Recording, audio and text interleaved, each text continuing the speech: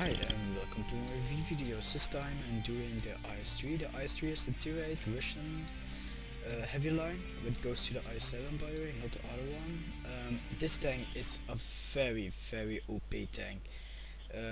It's a very overpowered tank. Why? Because it has very good armor. It has only 110 millimeters, but it has angled at a very good angle. It's extremely difficult to bounce on this if you don't have a tier 8 cannon. But how this tank feels like is that it was a very long time ago since I played IS-3. Like in update 6.2 or 6.3 I had the IS-3. It was the first branch what I researched, and I was back in 2011, so that's a long time ago since I did the IS-3, but my friend researched it again and I started playing it again, and I thought like, why don't I do a video about it? But the IS-3 still feels the same. The only thing what the IS-3 had in the past is more turret armor and less hull armor. It was only 100 and it had 250 millimeters, 240 millimeters turret armor, and back then it had a faster turret. That I have to say that the traverse speed of the turret is is slower now than it used to be. Back then you had a very small turret, by the way. Also, you didn't have that like the big one spatial turret. But the thing what makes this tank is the gun. The BL9 is just very overpowered gun because of the damage, 390 damage. Whoa. Although the other 122s do also the same damage, but still, for tier 8 it's still a very good gun, plus it has a very good penetration. I think the only two tanks that have that are not tankosaurs are the T-34 and the Kurnavan, that have more armor than this one. The accuracy though, don't rely on it that you're going to snipe. So and also what's very good about the Russian heavies of this line though is that it has really good maneuverability, and you will see it in the gameplay lately. Why? Because this is a very strong engine. Speed limit is 38 and you can easily hit the 38. Sometimes you even go 40. Mostly you're going about 35 to 40 kilometers an hour. Now for a heavy tank that's really fast. The travel speed is, by the way, also very good for a heavy tank, 30. Yeah, by the way, that's not my account. I'm reviewing it on a friend's one, so sorry for that. But the stock turret is not that good. It's smaller, but the armor is poor on the stock turret, and you will, if you have the stock turret, even your same tier can penetrate you in the turret. But the weak spots on this thing are here and here and here. It plays the same like the T-54. If you ever played the T-54 in the past, stick your turret out, use your maneuverability to your advantage, and don't try to stick out your hull, because this is just even though it has a very good sloped area, you're not going to bounce a lot. But overall 90 millimeters here, 60 millimeters here. Although sloping on your own, like parking at a little angle, is not that good, because if you park it here, people can easily hit you here because there's less sloped here than if you're standing right in front of him. So that's the con side of it, of course. But going into the radio is not bad. It has a tier 10 radio. Travel speed is very good. The chance of fire is really good in this tank. Oh, and what I have to say also, that is, it's really easy to hit the fuel tanks, because they're taking out like nearly every Russian tank. And the ammoreck. The ammoreck is just horrible in this tank. It's typical Russian and Chinese that they get hit a lot. I've ammorecked so many IS-3s in my career.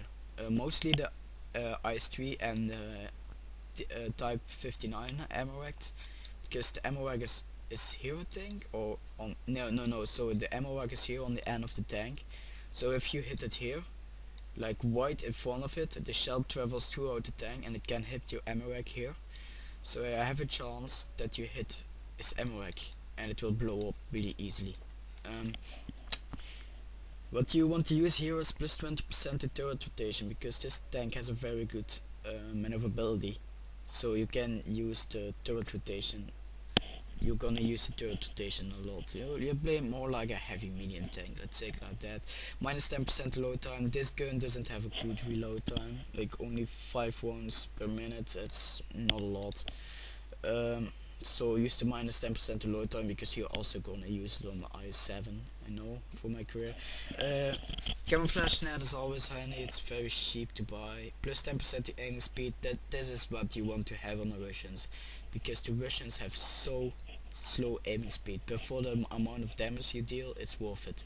But the plus 10% to aiming speed, you won't even research it on the KV-1S immediately. But because the KV-1S has also a very horrible in zooming time, zooming in time, I mean, like 3.4 seconds, and with the 122 of the KV-1S it's 3.4 seconds, so it's just the same. This tank though gets good once you have researched the BL9. The BL9 is just very OP on this tank. You're gonna hate it till you have the BL9, and I guarantee you will love it.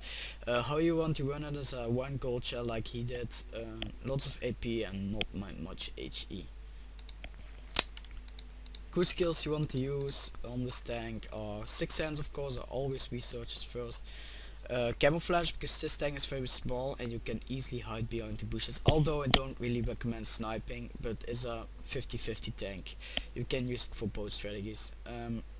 Melee borders and arms to increase your reload time a bit and your aiming time, all those things. Extended signal, expand view range, maybe relaying and call for vengeance, but more you don't need on the radio man. What you hit here is snapshot, of course, so you can increase your armor doing turret rotation and all that stuff. Design target, no. Armor, of course, because the accuracy is so horrible on this gun, and maybe it's better to use a repair kit, but it's your choice. What you want to use here is safe storage, of course. You need safe storage because the ammoreck is horrible on this tank. Adrenaline rush, so you reload 10% faster, and anti-fusion not really. Just adrenaline rush and safe storage and bullets and arms. But that's it about the tank, and I have more to say in the battle, what I will let you see. So see ya. So welcome back, this is the IS-3 in battle. What you see here is that I'm a tier 10, and this is still a very good tank to use in the tier 10. Why? Because it does deal much damage. Although the Carnarvon has more penetration and it's better to use in tier 10, same goes for the T-34, but the Carnarvon has a less caliber tank. How do you say it? How do you explain it? So it works, but with the bigger shells, it's very easy to turn it to the non-slot area. It's a very difficult mechanic to explain. There is a very good video about Wolf tanks itself who explains it. But in practice, the IS-3 has more penetration than the Carnarvon. It's very difficult to explain why. And what you see here is that the speed is not bad for a heavy tank. Like the Carnarvon only goes like 32, so I'm used to have slow speed. And here you did some sniping. And what you see here is that I'm trying to hide. I think I'm pushed that object 704 got immediately armed, and you see that you have a pretty high reload time. It's very average if you compare to other tanks, but I'm used to play the British heavy tanks now, and they reload very fast. But I'm going to speed the spot up because it's just camping. Of course I'm not going to penetrate E5, but the E5 has very weak side armor, so I thought to penetrate him on the sides. I think I bounce here also. No, he got away. Okay, and I think I hit him here on the third time. We were going to lose on this battle. This battle, by the way, is played by me because sometimes I play on his account also to help him level. T62A has really bad frontal armor, like only 100mm I think. And you saw there that I did 430 damage. That's nearly the damage of a tier 9 or something like that. Even though it has a tier 9 gun, but still.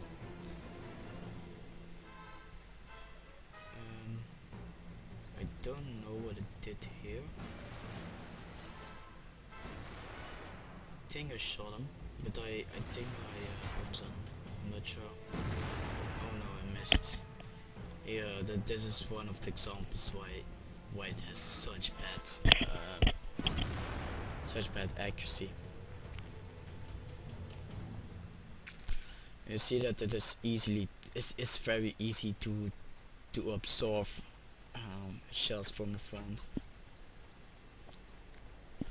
And I'm going to speed up this part also because this is just a camping gameplay from here. And I saw that the team was having some problems on the bottom. So you have a good maneuverability, so I thought let's help him. And I'm giving some orders to the team, so I wanted to win this battle because I had whole day losses. And this is why you have to go back, because you have so good maneuverability. And still, for tier 8 you can still deal out a lot of damage. But what you will see from later on is that their team didn't push our base, which was very stupid because they could have easily break through our defenses and tried to cap. But instead of that, they went to their base back and tried to defend it, and that's where they made a fault. And you'll see it here. Let's rock. I knew the bat was at their base because always I've seen them already. Because the bat is so fast.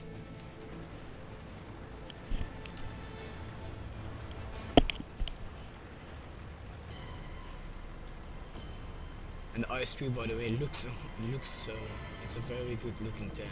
So that's one of the things that also can help you. If you have a good looking tank, it's easier to play this tank. And the team was doing a good job on the move. I have no idea how they penetrated our IS-7 and a Jagdpanzer Eagle, but hey. So I told T-54 to go through the middle, so we can flank them on 3 sides. And they're only like with 4 men, and we could easily finish them off. So it's other T-28 now, and you will see the full damage on the IS-3. 440. Whoa. And the tier 8 is awesome. But it looks like the T-28 has the 105 from here, because I also have T-28, so I know it looks like, and because normally the maneuverability is not that bad on T-28, but I saw it that he has a stock engine. Otherwise he could have killed me by now. But that's it. I'm going to say a last word in the garage, so see you then. So welcome back. I'm not filming his garage because he was busy and I don't want to interrupt him, but this is my garage, and to end this you see that I've researched the IS-3 back here, and I think I have a pretty good average XP in it because it's a really easy tank to play. 483, I know it's not awesome, but back then it was at the very early days of World of Tanks, and back then I was a very big noob. But you see that I have a very large amount of battles in this tank, because back then it was more difficult to grind XP, because the XP earnings were lower, like you see. I don't know, the IS-8, but I think I'm not reviewing it because back then I had a IS-4, back then with the IS-4 was a tier 9. The IS-4 was a very good tank and I liked it a lot, but now it moved up to a tier 10. I can buy the IS-4, but what's the deal? You have to choose an extra tier 10 in my garage, but maybe you want to see it. Do you want me to buy it? I have no problems with grinding it, so I will place at 75% cool and play till I have a 100 and maybe do a video about it. But do you want to see the IS-4, the new tier 10? Place it in the comments below and I will grind for it. Give me a month or something like that and I'll have it in my garage, because I can't buy it without doing the second line. But to end this video, democration rules and you can choose a tank for my garage. What do you want me to see with you next? Place it in the comments below and also try to check out my channel so you know what tanks I have already reviewed. Saturday I'm going probably do the IS. Some other friend has the IS instead of the IS-3 and I'm reviewing the IS. And I think I'm not reviewing the KV1S because they both have sold it right on the wrong time. But after that I think I'm going to do the E50M because I have to do it very fast. And maybe the Conqueror, but the Conqueror is not upgraded yet. It's going to take me a week or 4 to upgrade this fully. But that's it, and I'm Follow, and I'm out. Bye.